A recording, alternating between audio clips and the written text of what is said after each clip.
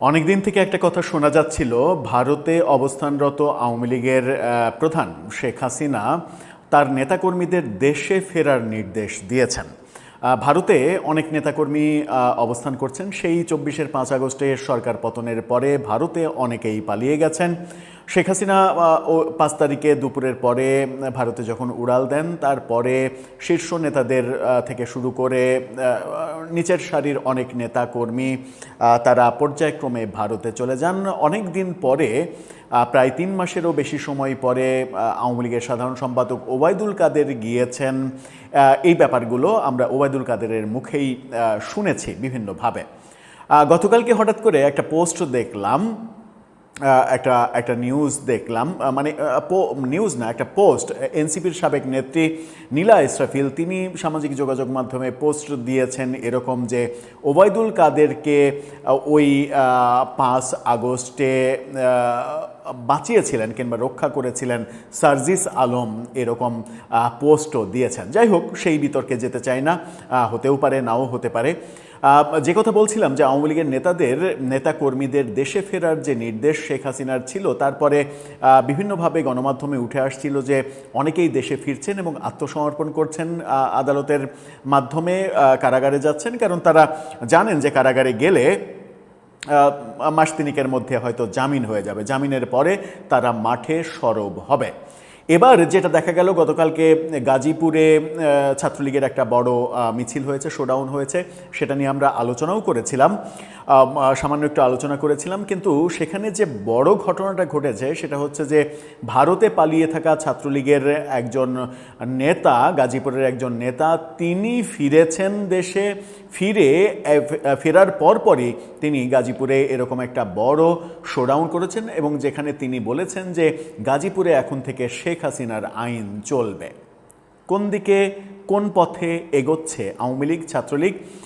এভাবে কি মানে এই গাজীপুরের নেতাই শুধু, নাকি সারা বাংলাদেশে অনেকেই ফিরেছেন যারা এখন মাঠ গরম করার কাজে নেমে পড়েছেন অথবা পড়বেন? চলুন গাজীপুরের এই খবরটা নিয়ে একটু আলোচনা করে পারিপার্শ্বিক অবস্থা বোঝার চেষ্টা করি এই ভিডিওতে। থাকবেন পলিটিক্স টিভির নিয়মিত আয়োজনে।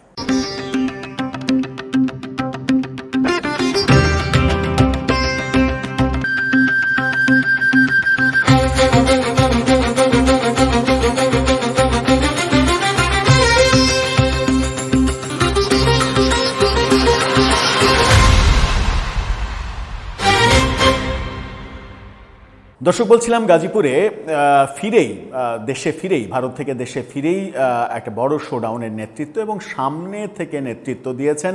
অনেক কথা শোনা যাচ্ছে গণমাধ্যমে তাকে কেন্দ্র করে। কে তিনি? গণমাধ্যম যেটা বলছে, এই শিরোনামটা, ফটোকার্ডটা দেখে নিন। সেখানে বলা হচ্ছে, ভারত থেকে ফিরে নিষিদ্ধ ছাত্রলীগ নেতার ঘোষণা, গাজীপুরে হাসিনার আইন চলবে। গাজীপুরকে তিনি মানে শেখ হাসিনার আইনে চালাবেন এরকম বক্তব্য দিয়েছেন। আমরা দেখতে পাচ্ছি প্রায় 2 বছর ভারতে আত্মগোপনে থাকার পর দেশে ফিরে ঢাকা ময়মনসিংহ মহাসড়ক অবরোধ করে বিক্ষোভ মিছিল করেছেন গাজীপুর জেলা ছাত্রলীগের সাধারণ সম্পাদক নাসির মোড়লের নেতৃত্বাধীন শতাধিক নেতাকর্মী। নাসির মোড়ল তিনি গাজীপুর জেলা ছাত্রলীগের সাধারণ সম্পাদক, তিনি ভারতে পালিয়েছিলেন। জুমার নামাজের পর গাজীপুর মহানগরের উত্তরের শেষ সীমানা ও সদর উপজেলা দক্ষিণের শেষ সীমানায় এই মিছিলটা হয়েছে। গাজীপুর মহানগরের সদর থানার ওসি আমিনুল ইসলাম বলেছেন, 2 থানার একেবারে সীমান্ত ঘেঁষে তারা এই বিক্ষোভ মিছিল করেছে। মহাসড়কে অল্প সময় ছিল, তাদের নেতাকর্মীদের গ্রেপ্তারে অভিযান শুরু হয়েছে, এমনটা ওসি জানিয়েছেন। নাসির মোড়লের নেতৃত্বে 2 মিনিট 32 সেকেন্ডের ওই মিছিলটি ফেসবুকে লাইভ করা হয়। ফেসবুকে তারা লাইভও করেছেন। শ্রীপুরের পিয়ার আলী কলেজ শাখার সভাপতি মাহবুবুর রহমান ঝলক সরকার তার ফেসবুক আইডি থেকে সেটা লাইভ করেন। এতে দেখা গেছে নাসিরের নেতৃত্বে নেতাকর্মীরা স্লোগান দিচ্ছে, মহাসড়কে দাঁড়িয়ে বক্তব্য দিচ্ছেন তিনি, নাসির মোড়ল। 2024 সালের 5 আগস্টের পর আত্মগোপনে থেকেই ফেসবুকে পোস্ট দিয়ে আলোচনা ও সমালোচনায় থাকেন এই নিষিদ্ধ ছাত্রলীগের নেতা। কিছুদিন আগে কলকাতায় তাকে গাজীপুরের সাবেক মেয়র জাহাঙ্গীর আলমের সঙ্গে দেখা গিয়েছিল। মহাসড়কে ছাত্রলীগের বিক্ষোভ মিছিলের প্রতিবাদ জানিয়ে পাল্টা মিছিল করেছেন ছাত্রদলের নেতাকর্মীরা। ছাত্রলীগের মিছিলের ভিডিও ভাইরাল হওয়ার পরপরই ছাত্র দলের নেতাকর্মীরা গাজীপুর সদর উপজেলার জয়দেবপুর থানার সামনে জড়ো হন। সেখানে তারা বিক্ষোভ করেন। পরে জেলা ছাত্রদলের ভারপ্রাপ্ত সভাপতি সোহাগ হোসেনের নেতৃত্বে হোতাপাড়া এলাকায় ঢাকা ময়মনসিংহ মহাসড়কে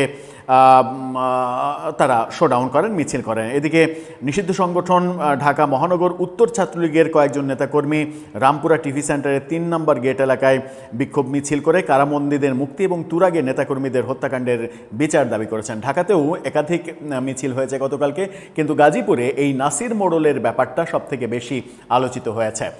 বাংলাদেশ প্রতিদিনের তথ্য মতে তারা বলছে যে নাসির মোড়ল এই মানে আয়োজন, এই নেতৃত্ব দেয়ার পাশাপাশি তিনি ঘোষণা করেছেন যে গাজীপুরে এখন থেকে শেখ হাসিনার আইন চলবে।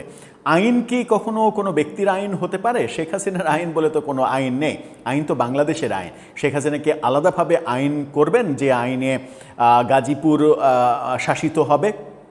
হয়তো রাজনীতিতে অনেক কথাই তো অনেকে বলেন, এটা তো খুবই সামান্য একটা কথা। অনেক মানে রোমহর্ষক কথাবার্তাও রাজনীতিতে আমরা শুনি। মাঠ গরমের যে সুর, আদতে রাজনীতির ময়দানে, মিছিলে, স্লোগানে, সমাবেশে যে বক্তব্যগুলো দেয়া হয় সেগুলো প্রায় সবগুলোই অতিরঞ্জিত। কিন্তু তার চাইতেও বড় কথা হচ্ছে, তাহলে প্রশ্ন জাগে শেখ হাসিনার যে নির্দেশ, আমরা জেনেছিলাম যে শেখ হাসিনা নির্দেশ দিয়েছেন তার নেতাকর্মীদের দেশে ফিরতে, দেশে ফিরে আত্মসমর্পণ করতে, কারাগারে যেতে এবং তারপরে জামিন নিয়ে বাইরে এসে দলের কার্যক্রমে সক্রিয় হতে।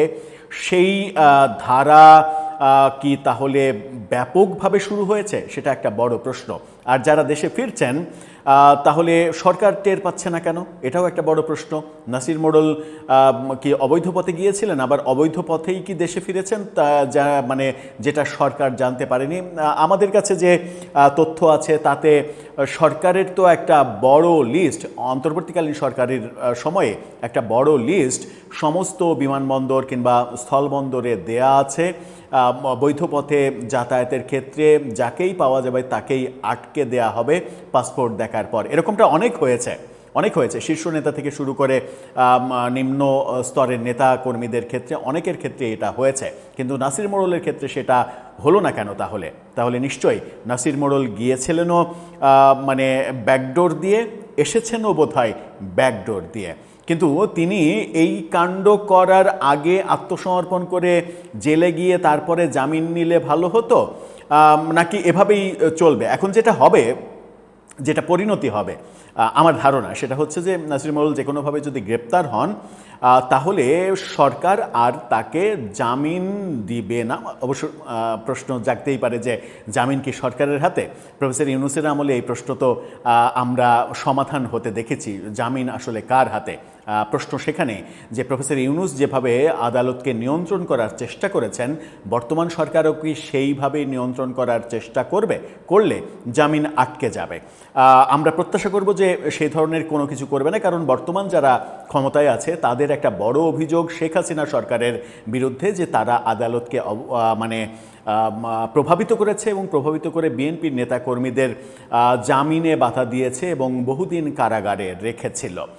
একই কাজ, মানে এই অভিযোগ যদি সত্যি হয় তাহলে একই কাজ নিশ্চয় তারা করবে না। তা যদি করে তাহলে তো একই রকম হয়ে গেল, মানে তারা অপরাধী ছিল তাহলে বিএনপিও অপরাধী হয়ে যাবে। ব্যাপারটা সেরকমই। যদিও বাংলাদেশের রাজনীতিতে ওই মানে স্বচ্ছতার কালচার এখন পর্যন্ত আমরা দেখিনি, যে আমাকে আক্রান্ত করেছে বলে আমি যে আক্রান্ত অন্যজনকে করব না, সেই থিওরিতে রাজনীতি খুব একটা চলে না।